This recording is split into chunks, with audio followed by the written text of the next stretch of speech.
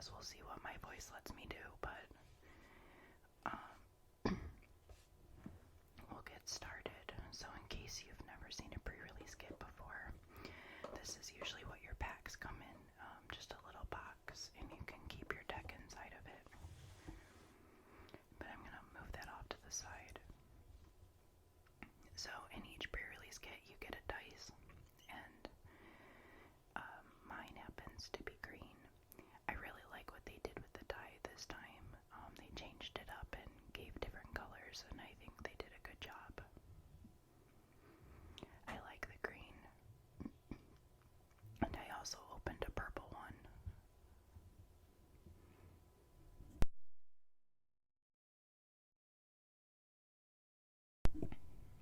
So anyway, if you hear me muted, I'm sorry. So this is the pile that I didn't end up playing with, and this is the pile that is clearly my deck. So the only rare that I didn't end up playing with is Hostile Negotiations. It is a 4-mana instant, and it says exile the top 3 cards of your library in a face-down pile, then exile the top 3 cards of your library in another face-down pile. Look at the cards in each pile, then turn a pile of your choice face up. An opponent chooses one of those piles. Put that pile into your hand and the other into your graveyard. You lose 3 life. I did not end up playing this card. I think you could do interesting things with it in different formats. I don't necessarily see this being good in a sealed format. I mean, I guess it depends on what kind of cards you open, because if you open cards that bring stuff back from your graveyard, then it might be more worth it. But to me, I just didn't want to lose my heavy-hitting creatures to this card, so I didn't end up playing it. But I did play all of my other rares or mythics. It was a really good deck, I think. The rest of this is just commons and uncommons, and I might not show them right now. I'll show the top 3 because these are the cool bordered artifacts that I got. So I have the old retro frame Sigil of Valor, liquid metal coating, and Jalum Dome. I just didn't think that these were worth it in my deck. I had a bunch of other artifacts that I thought were better, so I played with those, and I will show those now. So as you can see, there was a lot of cards I didn't play with, but that's what happens in sealed.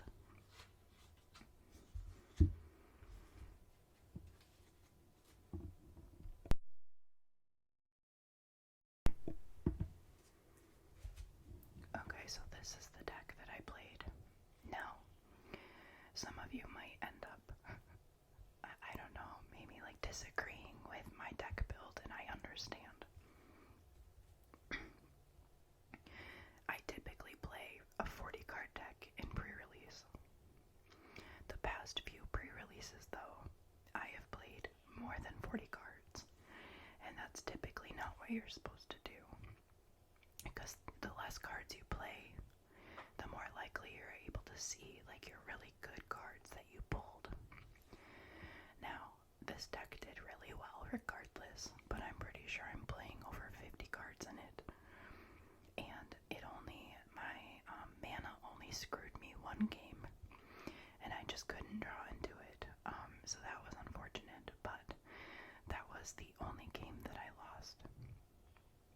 So, if you go to pre-release, you typically want to play a 40 card deck. But this set was a little slower because of artifacts, and I thought I could get away with having more cards in my deck. Plus, you'll see I have a lot of high drops in it, so I had to put a little more mana in it as well. Now this deck is 3 colors, I believe. So we have black. We have this Gnawing Vermin, a 1-mana creature rat.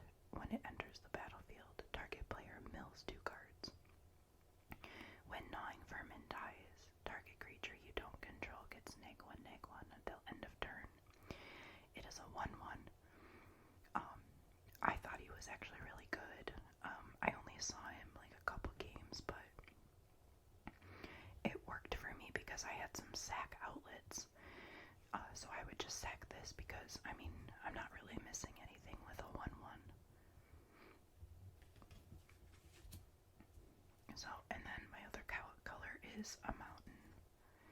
So I have black and red so far. And here I have Scrapwork Rager, 4-mana artifact creature. I might not read every card just because my voice isn't allowing me to do so, so I apologize. This card I thought was really good, and I loved that it had Unearth. So I also would sacrifice this creature to a sack outlet just so I could draw a card and, like bring him back, draw a card and lose a life. Here we have Clay Revenant on 1-mana, 1/2, but it enters tapped. But you are able to bring him back from your graveyard to your hand, so that's nice.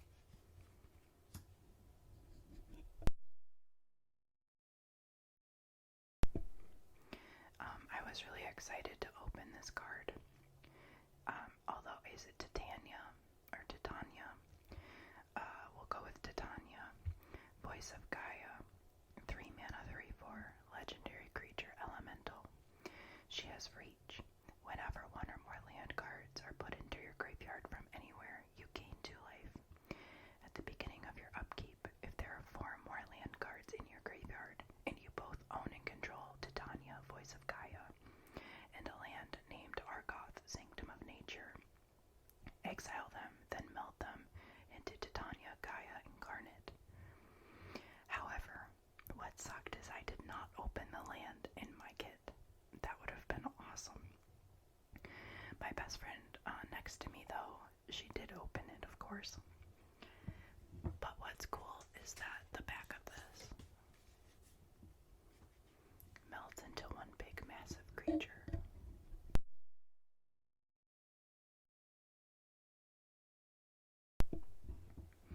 I don't know what the bottom half of it says, though. I can't remember exactly what it is, but I know it's pretty good. So I wish I would have gotten the land, but I didn't really need it anyway. And you'll see why with all the rest of the cards I opened.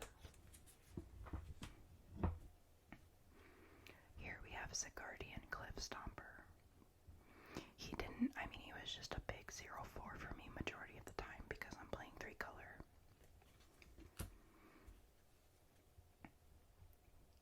Gixian Skullflare, 3-mana, 2/3.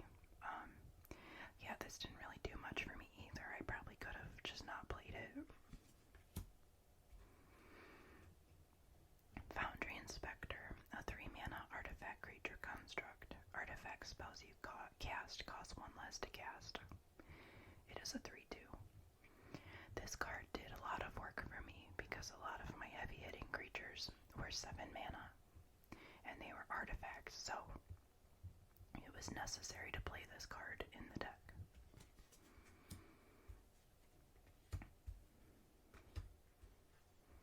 Mishra's Juggernaut. This one was pretty good, actually.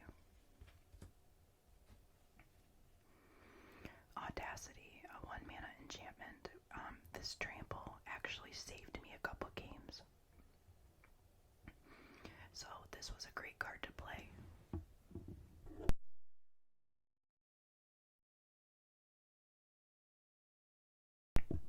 And then we have Gaia's Courser, 5-mana, 4/5. I'll be honest, I don't even think I played this card at all. It was almost like it shouldn't have been in there.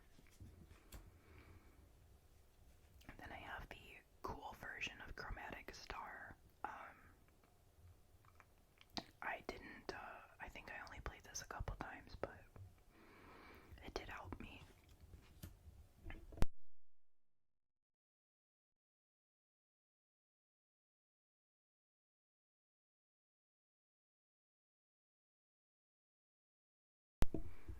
I'm so sorry, I don't even know if I can get through this video. As you can see, my 3rd color was a forest. Argothian Sprite. This actually helped in a lot of games because so many people were playing artifacts.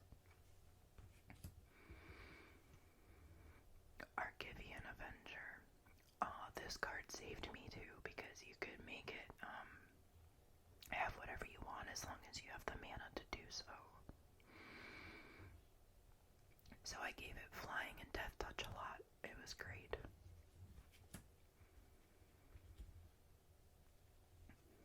Here we have Blitz Automaton, a 7-mana 6/4 with haste.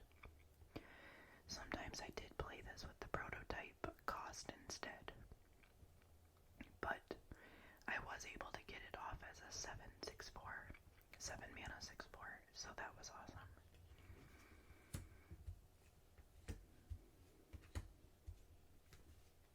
Trench Stalker. I barely played that either. It didn't really do much for me.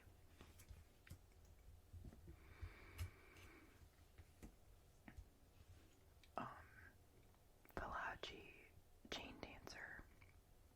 I saw this card almost every game. It was probably the superstar of my deck, to be honest. Nobody wanted to swing into it, especially when I gave it +2 in Trample and Double Strike. It was really good. Bushwhack. I played this mainly because I didn't have a lot of removal, and I thought it was a good way to mana fix, and it was a really good card, I think. So, I was so excited to open this. I thought it would be fantastic in this deck. I didn't see it one time. I played so many games, and I didn't see it a single time. But it's Giggs's Command, 5-mana sorcery. And you choose 2, put 2 +1/+1 counters on up to 1 creature. It gains lifelink until end of turn. Destroy each creature with power 2 or less. Return up to 2 creature cards from your graveyard to your hand. And each opponent sacrifices a creature with the highest power among creatures they control. I think that's a really good card. I just unfortunately didn't see it. This guy, though, I saw him almost every game too. 3 Spider, 3-mana 2/4 artifact creature with reach. When it enters the battlefield, you and target opponent each create a tapped Power Stone token. You can pay 7 to look at the top 4 cards of your library. You may reveal an artifact card from among them and put it into your hand. Put the rest on the bottom of your library in a random order. I didn't like that it gave my opponent a Power Stone, but at the same time, I needed those Power Stones for myself. This won me a couple games because I was able to steal other people's double strike creatures and do funny things with it. So this was a fun, I'm glad I played that. This also helped me. 3-mana 4/3 with Trample, and people can't gain life. This was a really good card too. Here we have Parameter Patrol, 3-mana creature. It's a 3/3. And whenever an artifact enters the battlefield under your control, it gets +1/+0 until end of turn. I am so sorry that I'm sick. I really hope this video's okay. I promise my next one won't be this bad. Anyway, this card was so good because I played so many artifacts that I was like pumped up every turn. So, I almost didn't need to play this. I don't even think I played it one time. It's Astral Cornucopia artifact. When it enters the battlefield, it comes in with X charge counters on it, and you can tap it to choose a color, and you add 1 mana of that color for each charge counter on Astral Cornucopia. Honest to God, I didn't even play this one time. I was excited to open it though. It's a cool card. I played this little guy a couple times though, Iron Grog Crusher. And he was able to pump up my double striker and make him really scary. Finally, we got to my promo, which was Phyrexian Fleshgorger, a 7-mana artifact creature, Phyrexian Worm. It has prototype for 3, but it comes in as a 7/5 if you pay the 7 mana, and it has Menace and Lifelink has Ward, which they have to pay life equal to Phyrexian Fleshgorger's power to get rid of it. Or to target it, whatever they need to do with it. I saw this almost every game, but I didn't play it every game. But anyway, it was a really good card. I mean, I don't think I need to really explain that. Here I have Rock Hunter. This did work for me because I don't have a lot of flying or things that deal with flying in my deck. So I thought that was a necessary add. Here's another rare Teething Wormlet, a 1-mana 1/1 creature worm. It has Death Touch as long as you control 3 or more artifacts, and whenever an artifact enters the battlefield under your control, you gain 1 life. If this is the first time this ability has resolved this turn, you put a +1/+1 counter on Teething Wormlet. I was able to get him to be pretty big, and he was really fun to play with. So I'm glad that I opened that. Here's another 7-mana artifact. This one though, when it enters the battlefield, you gain life equal to its power. And I just loved this card. I was able to gain a lot of life. And I mean, there was some times though that I only played him for 4 mana instead of the 7, but it was still worth it to gain 3 life, you know? Here's like my last removal spell, because like I said, I didn't have a lot of it in this deck, but it's Power Stone Fracture.